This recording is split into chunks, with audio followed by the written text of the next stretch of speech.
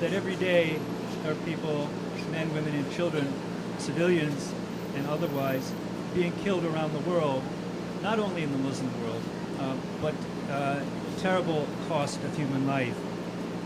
As New Yorkers, we all feel that loss, and deplore the war and oppression that continues in a cycle. I regularly hear of sectarian violence. My Pakistani friends who mention, oh, my cousin was just killed in a bombing in the mosque. And so there are ripple effects here. It's a very tragic thing, and we can't accept this. The Boko Haram, ISIS, other extremist groups must be condemned. And again, Muslim organizations around the country have condemned it, but unfortunately, often the mainstream media does not report this. We may differ whether or not we think that ISIS poses a threat to the U.S.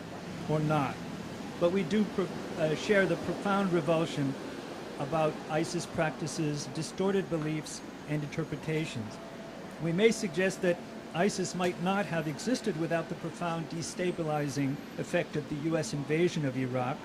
We may differ on this, but civilians continue to be murdered, not only Americans beheaded, and not only Christian minorities, but thousands of Muslim men, women, and children as well.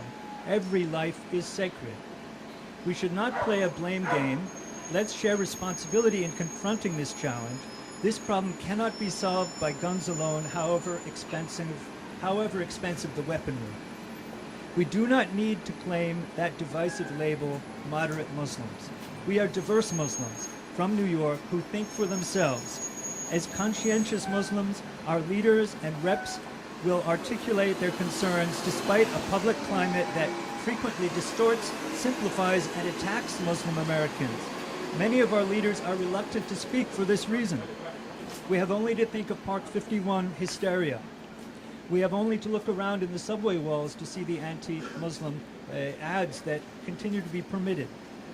So, will we now be conflated with a new enemy?